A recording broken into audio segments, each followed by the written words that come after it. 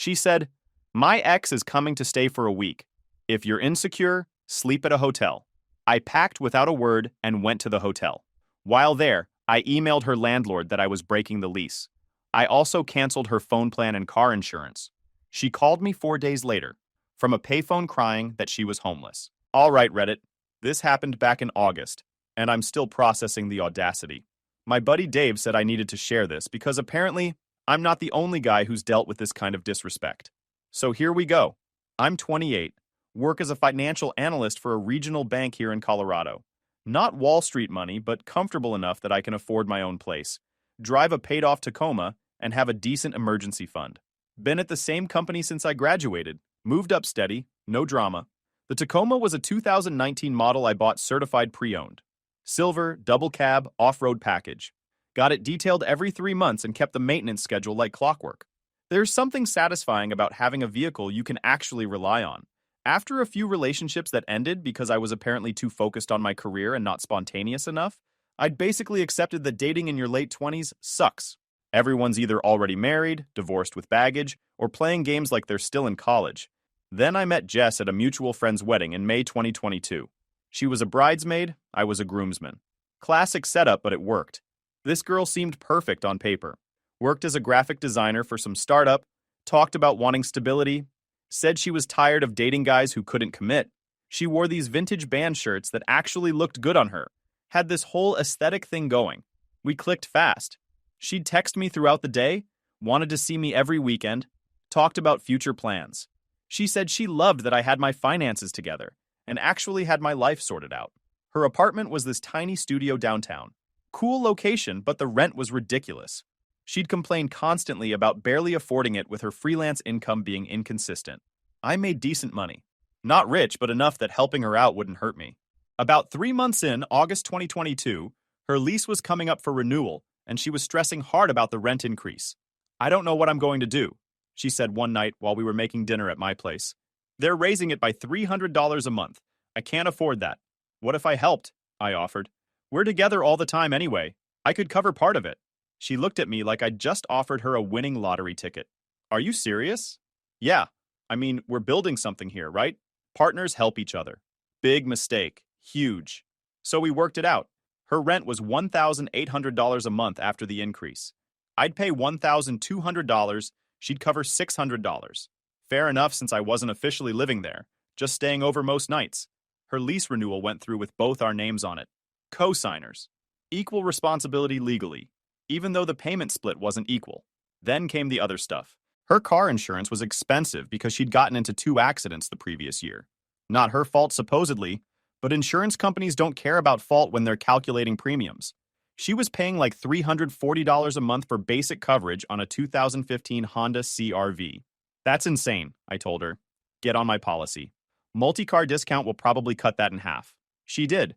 Her premium dropped to $180 monthly, which I just added to my autopay. Easier than dealing with separate payments.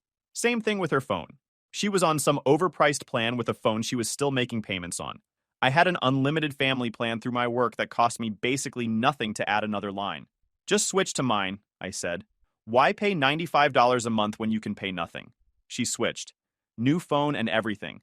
Latest model because the promo was too good to pass up.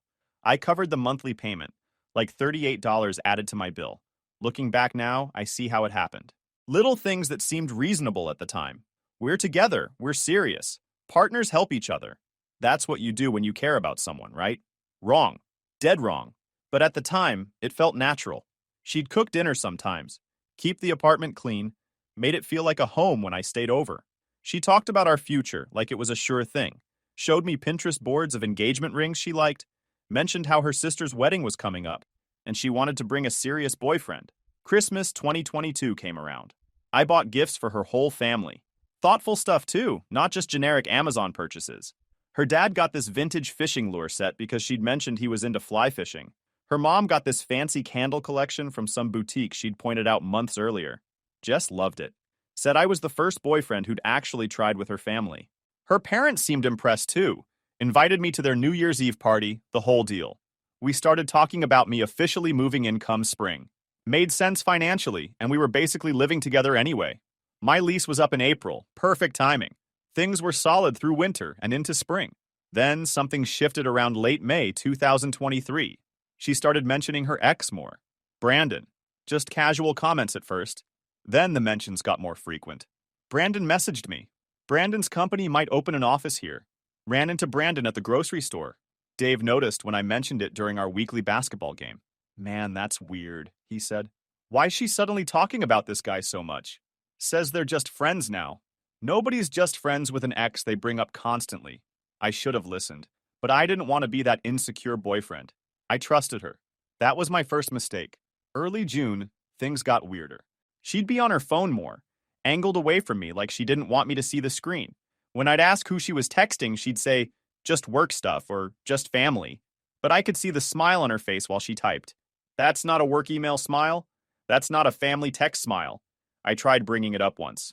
Hey, you seem distracted lately. Everything good? Everything's fine, she snapped. Why are you interrogating me? I'm not interrogating. I'm asking. There's a difference. Well, it feels like you don't trust me. Classic deflection. Make me the problem for noticing her behavior changed. So I dropped it. Didn't want to start a fight over nothing. Gave her the benefit of the doubt like an absolute fool. Then came June 23rd. I took the afternoon off work to surprise her.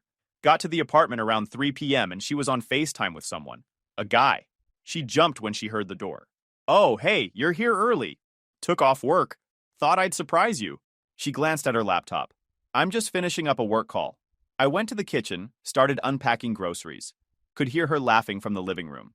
That genuine laugh, not the polite one. When the call ended, I asked who it was. Just a work colleague. Going over design concepts. Cool. What project? Brief pause. The new client website. Nothing exciting. Want to show me? Her face tightened. It's still rough. Not ready. That night, she was distant. Kept checking her phone. Faced away from me in bed. I confronted her July 1st. Jess, something's going on. You're being paranoid. You're different. Distant. Just tell me what's wrong. She sighed. Fine. Brandon's going through a rough time. Lost his job. We've been talking because he needed someone to vent to. We're friends. Why hide it? Because I knew you'd react like this. All jealous and insecure. There it was. Insecure. We argued. She said she was protecting my feelings. I said she was protecting him over us. She told me I was ridiculous and to get over it. I ended up sleeping on the couch. Next morning, she apologized. Said she understood. She'd be more transparent. Brandon was just a friend. I wanted to believe her. July went by in this weird limbo. She'd be sweet some days, distant others. Still talking to Brandon, but claimed it was just supportive friend stuff. I tried to be understanding. Tried to be the bigger person. Then came August 11th, 2023, the day that changed everything. I got home from work around 6 p.m. She was making pasta, humming to herself. Actually seemed happy for once. Hey, babe, she said when I walked in. Good day? Not bad.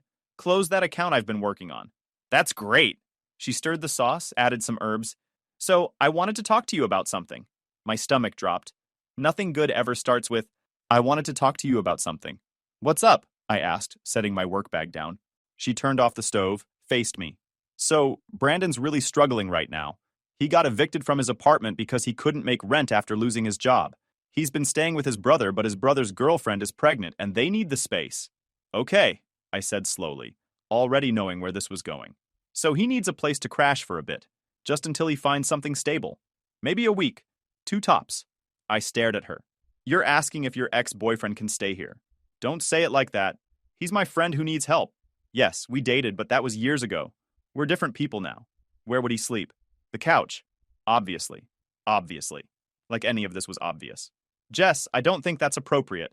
Her expression changed. Got harder. Why? Because you're insecure? No, because it's weird to have your ex-boyfriend living in your apartment. Our apartment, she corrected. You're on the lease too, but I've been living here longer. And he's my friend. He needs help, and I'm going to help him. Even if I'm uncomfortable with it? Yes.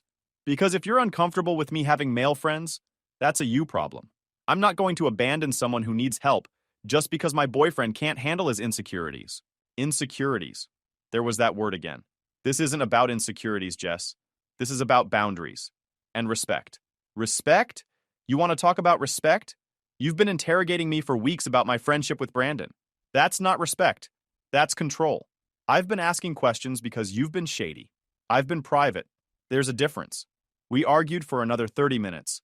Round and round. Same points, same defenses, same accusations. She wouldn't budge.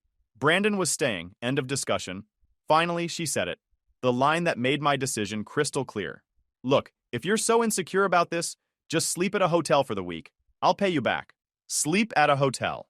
In the apartment I was paying $1,200 a month for, with my name on the lease, while her ex-boyfriend crashes on the couch. I just looked at her. Didn't say anything for a solid 10 seconds. Fine, I said. Her face lit up. Thank you for being understanding. I went to the bedroom, packed my duffel, clothes, toiletries, laptop, documents. She watched from the doorway. You don't have to take that much. It's just a week. Better safe than sorry. When's he getting here? I asked. Tomorrow afternoon. I grabbed my stuff, headed for the door. She kissed me. Thank you for being so mature about this. I love you. I didn't say it back. Just left. Drove to the nearest Hampton Inn. Booked a room for a week. Got to my room, sat on the bed, and thought about what just happened. She chose him over me. Not romantically maybe, but she chose his comfort over mine. While living in an apartment I paid for. Using a phone I paid for. Driving a car I insured. The disrespect was impressive. I pulled out my laptop. Time to handle business. First email. To the landlord, Mr. Pearson. He was in his 60s, old school guy, who ran several properties downtown. Dear Mr. Pearson, I am writing to inform you of my intent to terminate my portion of the lease at address. As co-signer, I understand I am responsible for providing 30 days written notice per our agreement. This email serves as that notice, effective immediately. I will not be making any further rent payments beyond this month.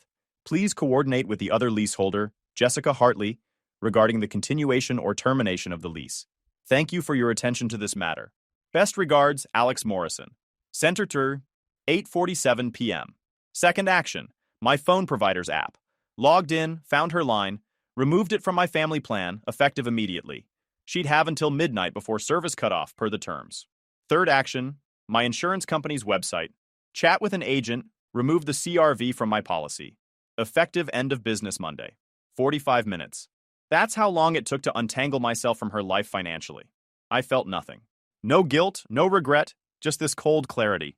She wanted to play games? Game over. Texted Dave. Got a story for you tomorrow. Breakfast? He replied, everything okay? Will be. 9 a.m.? See you there. I ordered room service, ate a burger, took a shower, and slept better than I had in weeks. Saturday morning, met Dave at Jerry's Diner. Told him everything over coffee. Bro, he said. That's ice cold. Respect. Had to be done. She's going to lose it when she realizes. Not my problem. I spent Saturday at the hotel gym, worked on reports, ordered pizza for dinner. My phone stayed silent. No text from Jess. Sunday, same thing. Silence. Didn't reach out. Monday, back to work. Normal day. Nothing dramatic. Closed a few accounts, sat in on meetings, grabbed lunch with colleagues. My phone rang around 2 p.m. Unknown number. I answered anyway. Hello? Heavy breathing. Someone crying. Alex? Jess. But not the confident, dismissive Jess from Friday. This was a broken, desperate Jess. Yeah? My phone stopped working. I've been trying to text you all weekend, but nothing's going through. I had to borrow Brandon's phone to call you. Brandon's phone. Of course. Okay, I said neutrally. What did you do? The phone company said I'm not on your plan anymore. I removed you. Figured you didn't need it since we're taking space. Space? I didn't say we needed space. I just asked you to stay somewhere else for a week. Same thing. It's not the same thing at all. And now I don't have a phone. How am I supposed to work? How am I supposed to communicate with clients? Buy a new plan. Plenty of providers out there. Alex, what the hell? This is crazy. What's crazy is asking your boyfriend to leave while you host your ex. This is just me adjusting to the new reality. She started crying harder. I can't afford a phone plan right now. I have bills. I need you to put me back on. Can't do that. Yes, you can. Just call them. Don't want to? Good luck, Jess. I hung up. My hands weren't even shaking. Just this steady calm. She made her choice. I made mine. She called back immediately. I declined the call. Again. Declined them all. Work resumed. Acted like nothing happened because nothing had. Just a problem removing itself from my life. Tuesday morning, email from Mr. Pearson. Alex, thank you for your notice. I have contacted Ms. Hartley regarding the lease situation. She seemed surprised by your departure. The full rent is due on the 1st as always. I trust you two will work out the financial arrangement.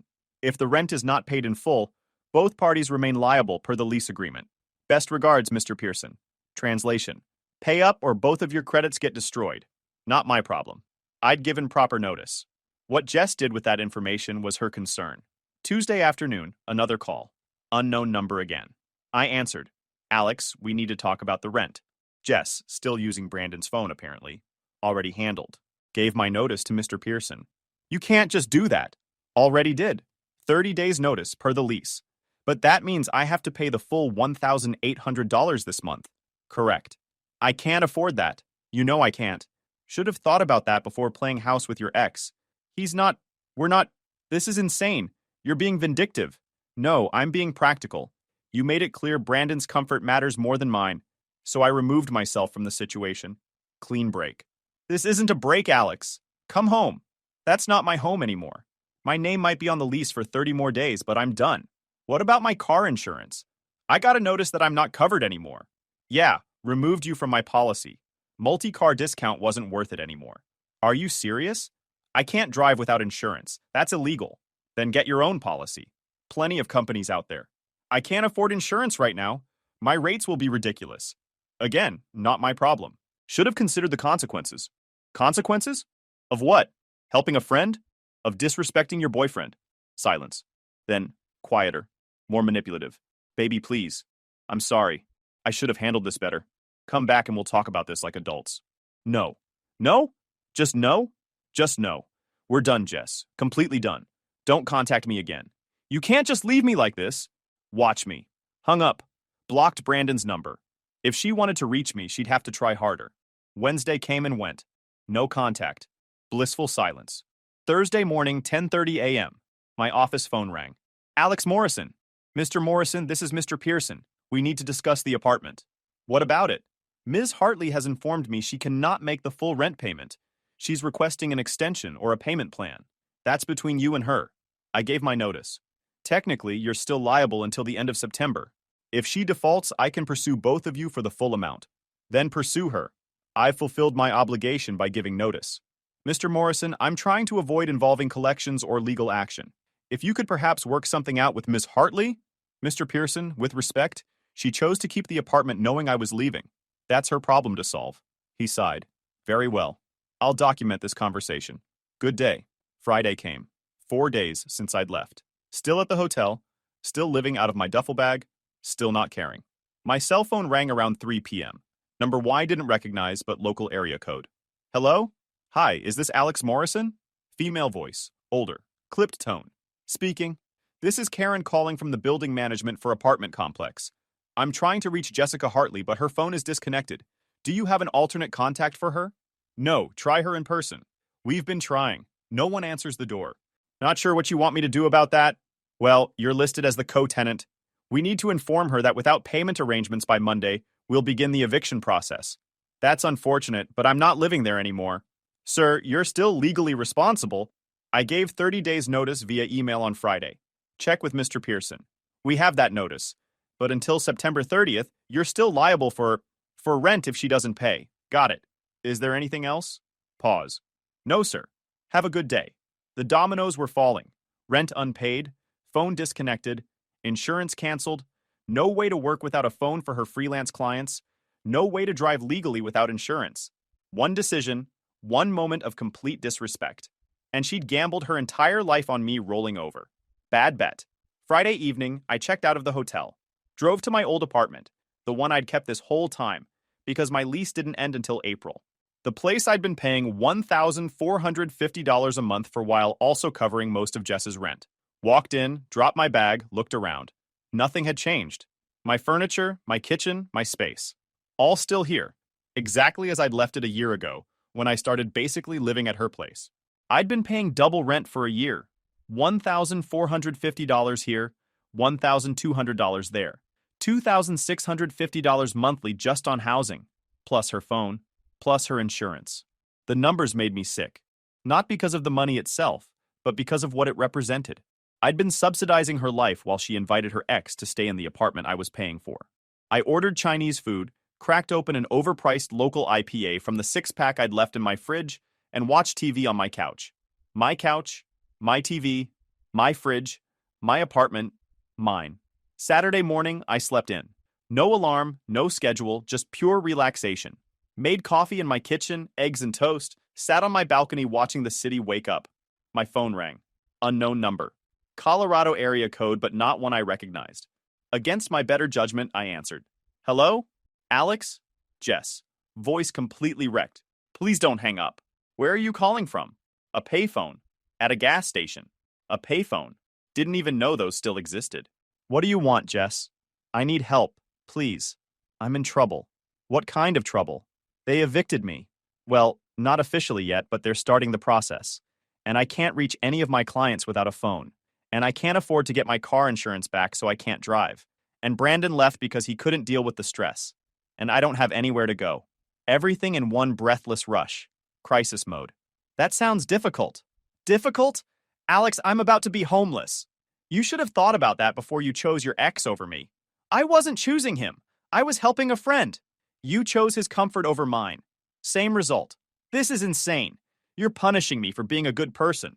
No, I'm removing myself from being disrespected. There's a difference. I apologized. What more do you want? Nothing. I don't want anything from you. That's the point. Crying now. Real ugly crying. Please. I made a mistake. I shouldn't have asked you to leave. It was wrong. I see that now. Please come back. Please help me fix this. No. No. Just like that? Just like that. But I need you. I can't do this alone. Should have considered that before. Alex, please, I'm begging you. And there it was. The woman who'd called me insecure 4 days ago was now begging on a payphone at a gas station. Jess, let me explain something. You gambled. You gambled that I'd just accept whatever you wanted because I'd been accepting everything else. You gambled that I'd be fine being pushed aside for your ex because I'd been fine with everything else. You gambled wrong. It wasn't a gamble. I just didn't think exactly. You didn't think. You didn't think about respect. You didn't think about boundaries. You didn't think about consequences. And now you're dealing with those consequences. This is cruel. No, this is fair. You made choices. I made choices. Now we both live with them. I have nowhere to go. Figure it out. You're an adult. Alex, don't call me again. Don't contact me. We're done. Completely. Forever. But I hung up. Blocked that payphone number too, for good measure. My hands still weren't shaking. My heart rate was normal. I felt nothing except this quiet satisfaction. She'd tried to make me the bad guy for having boundaries. Tried to gaslight me into accepting disrespect. Tried to use my feelings against me. And when that failed, when I simply removed myself from her games, reality hit her like a freight train. No phone, no car insurance, no rent money, no boyfriend covering her expenses, no one to bail her out, just consequences. Dave called me that afternoon. Dude, are you free? Grabbing drinks at Murphy's with some guys from the rec league? Yeah, I'm free. How you holding up? Better than ever, honestly. And I meant it. Showed up at Murphy's around 6 p.m. Dave and 3 other guys from basketball. Good dudes who didn't pry but clearly knew something had gone down. So, Dave said after the first round arrived, want to share with the class? I gave them the abbreviated version. Girlfriend wanted ex to stay over. I left and pulled all financial support. She's now facing eviction. Bro, said Mike, one of the point guards. That's savage. I love it. Necessary, not savage, I corrected. Same thing sometimes, added Josh. She really thought you'd just accept that? Apparently. The audacity, Mike said, shaking his head. Women really think they can get away with anything these days. Some women, Dave corrected. Not all. But yeah, some really do think that. We drank, talked sports, made plans for next week's games. Normal guy stuff. No one treated me like I'd done something wrong. If anything, they seemed to respect the decision. Man, I wish I'd had your spine when my ex pulled similar garbage, Josh said later. I just kept trying to make it work. Wasted 2 more years. Live and learn, I said. You learned quick. Props. The night ended around 10 p.m. Drove home, my real home, sober and satisfied. Sunday, silence. Glorious, peaceful silence. Monday at work, focused and productive. Closed 2 accounts before lunch. Boss complimented my recent performance. Whatever you're doing, Morrison, keep it up. Best numbers you've had all year. Thanks, Mark. Just focused. Well, stay focused. This kind of work gets noticed at review time. Raises and promotions. That's what happens when you're not distracted by relationship drama. Tuesday afternoon, my work email pinged. Unknown sender, but the subject line caught my attention. Please read. Jess. She'd tracked down my work email somehow. I almost deleted it without reading. Almost. But curiosity got the better of me. Alex, I know you don't want to hear from me, but I need you to understand what you've done. I'm homeless. Actually homeless. Sleeping on my friend Rachel's couch, but she can only let me stay a few more days. I've lost 3 clients because I couldn't respond to their emails or calls without a phone. I can't get to job interviews without a car I can legally drive. Everything is falling apart, and it's all because you decided to be petty. I made one mistake. One. I asked you to stay somewhere else for a few days so I could help a friend in crisis, and you destroyed my entire life over it. Do you feel good about yourself? Does this feel like justice to you? Ruining someone's life because your ego got bruised? I don't even recognize you anymore. The Alex I knew was kind and understanding. This version is cold and vindictive. I hope you can live with what you've done. Jess. I read it twice. Then I drafted a response. Jess, you didn't make one mistake. You made several. Mistake 1, prioritizing your ex's comfort over your boyfriend's. Mistake 2, calling me insecure for having legitimate concerns. Mistake 3, telling me to stay at a hotel in an apartment I was paying for. Mistake 4, assuming I'd just accept disrespect because I'd been accommodating. Mistake 5, building your entire financial life around someone you clearly didn't respect. I didn't destroy your life. I simply stopped supporting it. There's a crucial difference. You had every opportunity to choose differently. You chose him. I chose me. That's not revenge. That's self-respect. Don't email me again. Alex. Sent. 5 minutes later, IT called. Hey Alex, you've been blocked by an external sender. Just wanted to confirm that's intentional? Yeah, that's fine. No problem. Let me know if you need anything else. She tried to email again and got blocked. Perfect. Wednesday, nothing. Thursday, nothing. Friday, the end of my first full week without Jess in my life. I felt lighter. No more walking on eggshells about her ex. No more stress about whether she was being shady. No more paying for someone who saw me as a wallet. Just peace. Dave invited me to a party that Saturday. Friend of a friend type thing. Casual backyard barbecue. Might be some single women there, he mentioned. No pressure, just saying. Not ready for that yet. Fair enough. But you're coming anyway, right? Yeah, I'll come. The party was exactly what I needed. Good food, good people, low-key atmosphere. Met a few new people, had actual interesting conversations about normal things. One girl, Amy, worked in marketing for a downtown firm. We talked for like an hour about random stuff, books, travel, embarrassing concert stories from college. No drama, no red flags, just easy conversation. She asked for my number at the end of the night. I gave it to her. Dave raised his eyebrows at me when he saw. I just shrugged. 1 week, he said. It took you 1 week to bounce back. Not bouncing back, just not staying down. Same thing, man. Same thing. 2 weeks later, end of August, I got a message on LinkedIn from someone named Brandon. The Brandon. Hey man, I know this is weird, but I wanted to reach out. Jess told me what happened, and I feel like you should know the truth. Nothing happened between us. She was just helping me out during a rough time. But I can see how it looked, and I'm sorry for any part I played in your breakup. That wasn't my intention. I stared at the message for a solid minute. Then I closed LinkedIn without responding.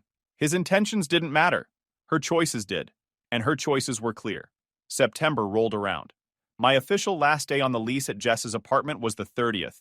Mr. Pearson sent me a final email. Alex, Ms. Hartley has vacated the premises. Final rent was not paid. She left minimal forwarding information. I will be pursuing collections for the unpaid balance. Your early notice and clear documentation of intent to terminate will be helpful if this proceeds to legal action. You should not expect further contact regarding this property. Best regards, Mr. Pearson. Translation. She bailed completely. Didn't pay final rent, probably got evicted, left me potentially on the hook legally. I forwarded the email to my lawyer buddy Eric, who'd helped me review the original lease. Should I be worried? He called me back an hour later. You're fine. You gave proper notice, you documented everything, and she was the one who stayed. Any judge will see you acted in good faith. If Pearson tries to come after you, we'll shut it down fast. Thanks, Eric. Man, this whole story is insane. She really thought you'd just keep paying for everything while she hosted her ex? Apparently. The entitlement. It's wild. Mid-September, Amy and I had gone out a few times. Nothing serious, just coffee, lunch, one dinner. She was cool. No games, no drama, just a normal person. I told her the basic story one night over dinner. She just shook her head. That's awful. I'm sorry you went through that. It happens, but I handled it. You definitely did. Most guys would have just stayed and tortured themselves trying to make it work. Waste of time. Either someone respects you or they don't. She didn't. End of story. I respect that mentality, she said. Too many people stay in situations that make them miserable because they're scared of being alone. Being alone is better than being disrespected. Facts. We dated casually through fall. Nothing too serious. Both of us just enjoying the simplicity of no drama. She had her life, I had mine. We spent time together when it made sense. No pushing for commitment, no games, no exes crashing on couches, just normal, healthy adult interaction. October came around. I got a random Instagram DM from someone I didn't recognize. The message just said, "You're a piece of shit," with no context. I clicked on the profile. Private account, no posts visible. Profile picture was some generic nature photo. Blocked without responding. Not worth my time. Dave later told me Jess had been talking about me to mutual friends, saying I'd abandoned her, left her homeless, destroyed her life over nothing. People who actually know you didn't buy it, he said. But some people who only know her side seem to think you're the bad guy. Let them think that. Doesn't bother you? Why would it? I know what happened. You know what happened. Anyone who matters knows what happened. Everyone else can think whatever they want. Mature take. Learned it the hard way. By November, Jess was firmly in my past. Didn't think about her. Didn't care what she was doing. Didn't wonder if I'd made the right choice. I'd made the only choice. The self-respecting choice. Amy and I were still seeing each other, though it was becoming clearer we were better as friends than as a couple. We had that conversation over coffee one Saturday. I like hanging out with you, she said, but I don't think this is going anywhere long term. I feel the same way. No hard feelings? None at all. Friends? Friends. And we actually stayed friends. Novel concept, I know. December rolled around, holiday season, end of year reviews at work. I got a solid raise and a promotion. Senior financial analyst. Better title, better pay, more responsibility. Boss pulled me aside after the announcement. You've really turned it around this year, Morrison. Whatever changes you made in your personal life, they're showing up in your work. Thanks, Mark. Appreciate that. Keep it up and you're looking at management track within 2 years. Management. Real career progression. The kind of future I'd been working toward all along. And I'd almost let Jess derail it. Almost let her drama and disrespect consume my focus and energy. Almost. Christmas came around.